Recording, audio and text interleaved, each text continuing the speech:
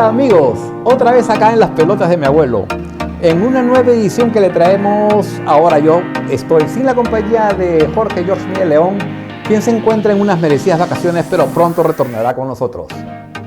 ¿Qué le tenemos para esta edición? Bueno, vamos a recordarles, mejor dicho, alguna vez les recordamos en un programa anterior lo que fue el año 1969.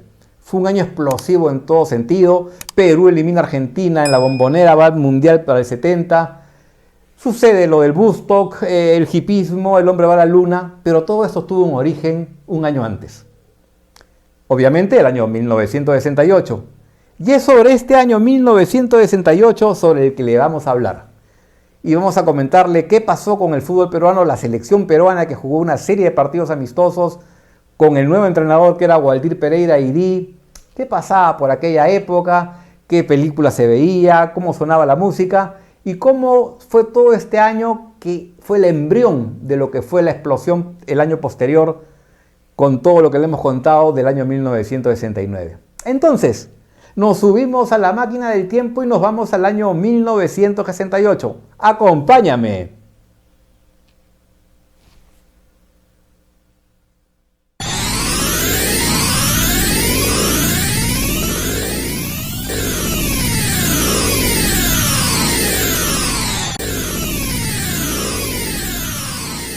Ya estamos en el año 1968. 1968, como había mencionado, fue una especie de embrión para lo que sucedería el año siguiente.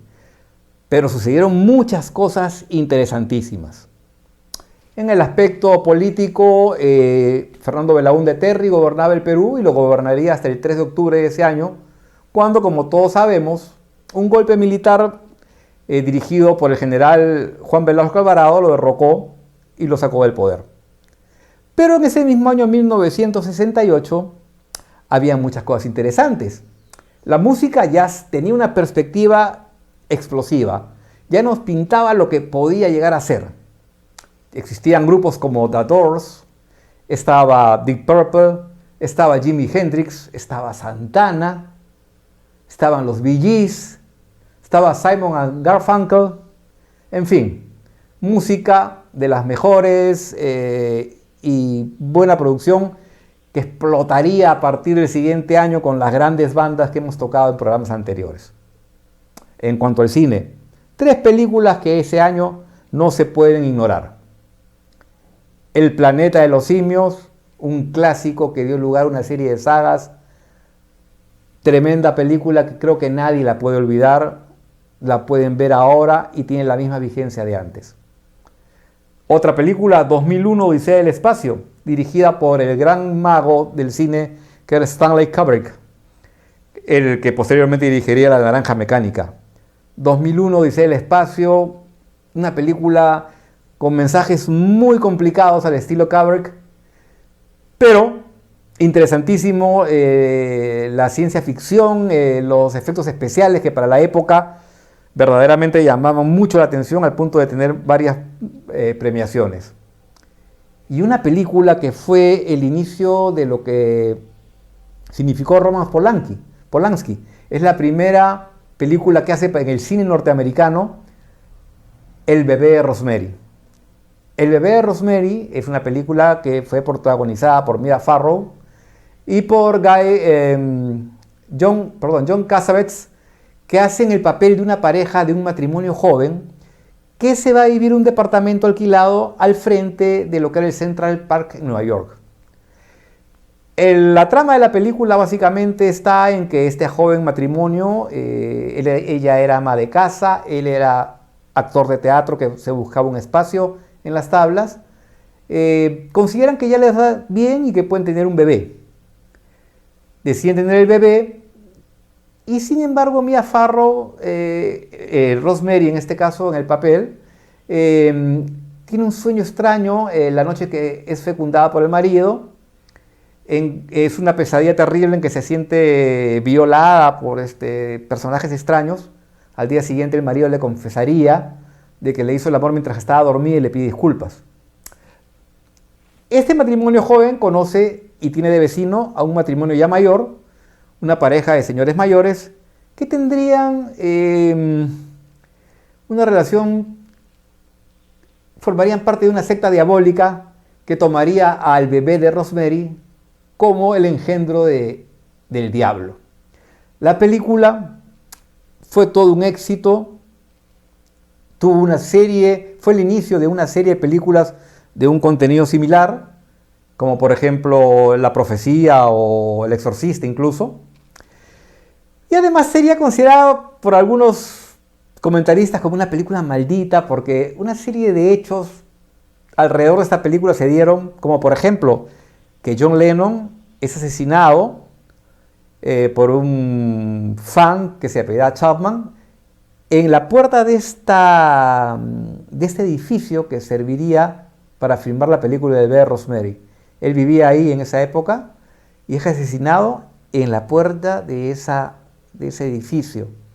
Un edificio que ya tenía una aura media negativa porque ahí había vivido Boris Karloff y se decía que hacía sesiones de Ouija y ese tipo de cosas. Adicionalmente, todos sabemos que al año siguiente de filmado el bebé Rosemary, o sea, el año 69, la secta de Charles Manson, conocida como La Familia, asesinaría a Sharon Tate, esposa de Roman Polanski, el director de la película. Una serie de sucesos extraños que se dieron ahí, incluso murió algún productor de la película, Mia Farrow se divorcia de su esposo, que era Frank Sinatra, en medio de la película. Mia Farrow terminaría viendo morir a 3 de sus hijos, perdería 3 de sus hijos en el transcurso de la vida. En fin, una serie de hechos lamentables que se dieron en medio, o no en medio, pero con los personajes que vivieron o estuvieron alrededor de este grandioso film que fue todo un éxito por entonces. Pero bueno, más allá de eso, vamos a ver qué pasó con el fútbol, que es lo que nos interesa. 1968, Waldir Pereira Didi toma la selección peruana de fútbol. Una selección donde se prueban muchos jugadores y que juega 7 partidos amistosos en Lima, justamente preparándose para las eliminatorias del año siguiente. Y el primer partido, por ejemplo, lo jugamos contra Brasil. Perú juega, empieza el equipo con Rubiños en el arco, lo cual hizo un buen papel, al punto de que fue casi uno de los mejores jugadores en un primer tiempo muy interesante, en el que Perú terminaría ganando 2-0 con 2 goles de Perico.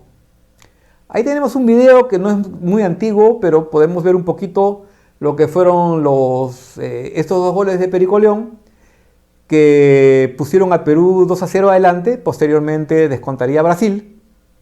Empezando el segundo tiempo, Víctor Pitín Segarra, que todavía jugaba por la selección peruana, pondría el 3-1.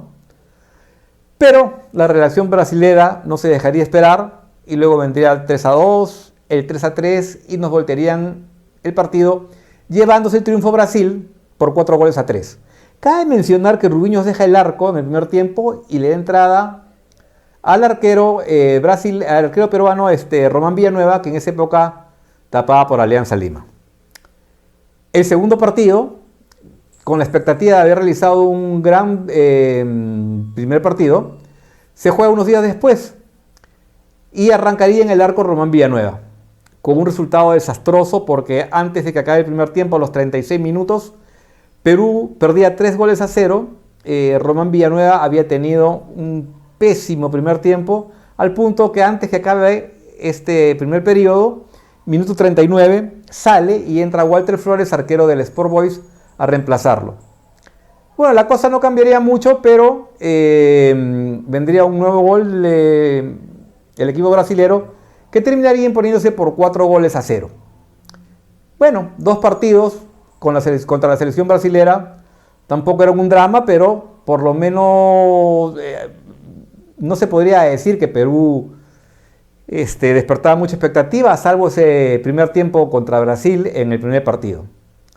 Vendrían luego 2 partidos contra Chile, una Copa del Pacífico, jugados en Lima, donde Perú perdería 2-1 en el primer partido y terminaría empatando el segundo, con lo cual Chile se llevaría esta Copa del Pacífico.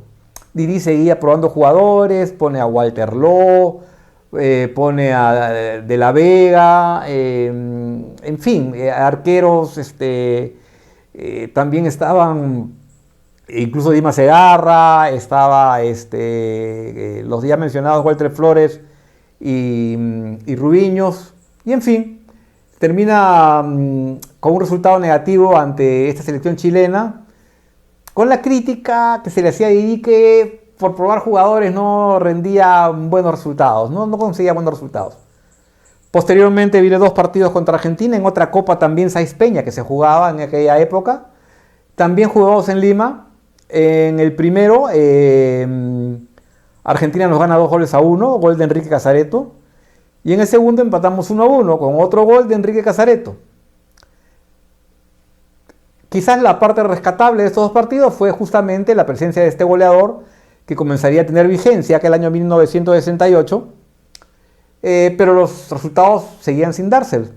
6 partidos, ningún triunfo. Bueno, venía el último partido de aquel año contra la selección mexicana, una selección mexicana que venía con Enrique Borja y que era todo una gran expectativa por ver el gran duelo que iba a tener con el gran Héctor Chumpitaz. En una saga que aún no estaba formada porque jugaba Chumpitaz, jugaba De la Torre, jugaba Mellán y marcando punta jugaba Nicolás Fuentes, jugaba Roberto Tito Elías, todavía estaba en una serie de pruebas que seguía haciendo Waldir Pereira. El partido jugado contra México empezó sensacionalmente. Perú, avasallador, se pone 3-0 adelante con 3 goles de Enrique Casaretto. Antes de acabar el primer tiempo, hat-trick del loco, todo hacía prever una fiesta. Sin embargo, empezando el segundo tiempo, México acorta 3-1, sale expulsado Julio Bailón, Perú queda con 10 jugadores. México a los 5 minutos de la expulsión, o sea, a mediados del segundo tiempo, consigue el segundo gol. Y a falta de 7 minutos nos clava el tercero. Y termina el partido empatado 3-3. La gente que estuvo en el estadio, 43.000 espectadores, vivieron una gran fiesta, disfrutaron de un gran partido. Pero el resultado sin duda no se daba. Seguía Perú sin triunfo alguno después de 7 partidos. Si bien es cierto, había una crítica, también se le daba la chance a Waldir Pereira y Didi porque había habido la aparición de algunos jugadores como en la selección, como eran Teófilo Cubillas, como era Enrique Casaretto, y en fin, habían rotado muchos jugadores, Víctor Pitín Segarra, Bailón, Ramón Miflin, Roberto Chale, José del Castillo, en fin, había habido mucha rotación. Pero se cerró un año donde ya se comenzaba a ver que el fútbol peruano podía tener una expectativa grande. Quizás, más allá de las nuevas figuras que aparecieron, porque aparecieron nuevas figuras definitivamente, Cubillas fue uno de ellos, Chale, que estaba genial, Casaretto también, que lamentablemente tendría un pésimo año en 1969, por lo cual no formó parte de la selección que jugó aquella eliminatoria famosa con Argentina y Bolivia y que participó posteriormente en el Mundial. Pero nos dio pie para saber que venía un equipo con muchas esperanzas. Y justamente, hablando de esperanzas y de esperanzas frustradas, vamos a hablar también ahora de un jugador que aquel año fue sensacional, como lo mencionamos, y que posteriormente, 7 años después, el año 1975, nos daría una gran alegría cuando Perú va a jugar al Mineirao y derrota a la selección brasilera en su casa por 3-1 en lo que sería el partido previo a coronarnos como campeones sudamericanos de aquel año. Enrique Casaretto, que tuvo un año 1968 espectacular. Enrique Casaretto nació en Chiclayo el año 1945 y jugó por el Boca Juniors de Chiclayo, por el Miguel Grau de Piura, para finalmente recalar en Universitario de Deportes el año 1965, cuando la gente de la U lo vio en un partido que vino a jugar por la selección chiclayana acá en Lima. El loco Casaretto, al que le decían Roncayulo en la U porque era de tez blanca y cabello medio rubión, era un jugador muy bueno. En el año 1966, centro delantero, ya había empezado a jugar a Libertadores, con Universitario de Deportes. El año 67, aparte sale campeón ese mismo año con Universitario, sale campeón el 67 obteniendo el bicampeonato y obtendría un título adicional el año 1969 con la misma camiseta crema. Y el año 1968, como le hemos contado, le hizo 3 goles a Argentina y 3 goles a México, con lo cual hizo 6 goles el año 1968, que una producción, la verdad, interesantísima, porque en 7 partidos se había hecho 6 goles, ¿no? Posteriormente, como todos sabemos, en Brasil, el año 1975 hizo 2 goles más, con lo cual completó un promedio que muy pocos jugadores se pueden jactar de tener. Jugó 10 partidos oficiales por la selección peruana y anotó 8 goles. Un promedio bastante alto, ¿no? 80% de efectividad. El Loco Casaretto quizás fue el único jugador capaz que pudo hacerle 2 goles a la selección brasilera de visitante. En verdad, en el Mundial de Brasil que se jugara hace algunos años, cuando Brasil pierde 7-1, un jugador alemán también le hace 2 goles a la selección brasilera. Pero hasta entonces, Enrique Casaretto era el único jugador que le había hecho a la selección brasilera en su casa 2 goles en un solo partido. Recordemos que acá en Lima, cuando juega Perú con Brasil en 1968, aquel 4-3 que pierde luego de ir ganando 3-1, Pedro Perico León también le hace 2 goles a la selección brasilera, los 2 primeros. Pero los hizo en Lima.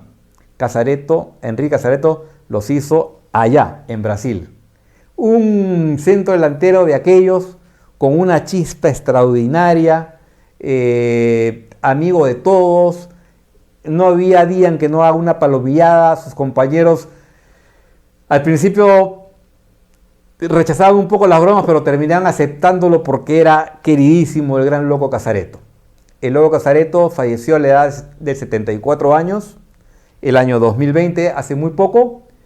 Y en verdad valía la pena mencionarlo y rendirle homenaje dentro de este año 1968, porque fue un año que estuvo a punto de llevarlo al Mundial. Lamentablemente al año siguiente, en 1969, hay una gira que Perú hace a Brasil, Centroamérica y Colombia, y Enrique Casaretto no hace un solo gol.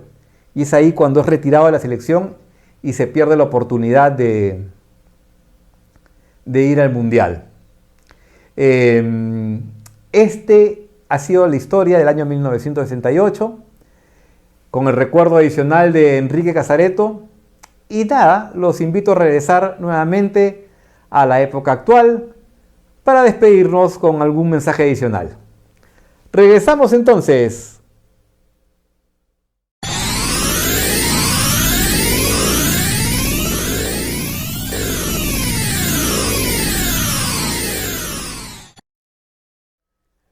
Bien, amigos, estamos nuevamente acá ahora para despedirnos. Ha sido muy grato dirigirnos a ustedes, llevarles esta edición nueva de Las Pelotas de mi Abuelo, extrañando a Jorge George Mía de León, que pronto estará nuevamente con nosotros, está en medio de unas merecidas vacaciones.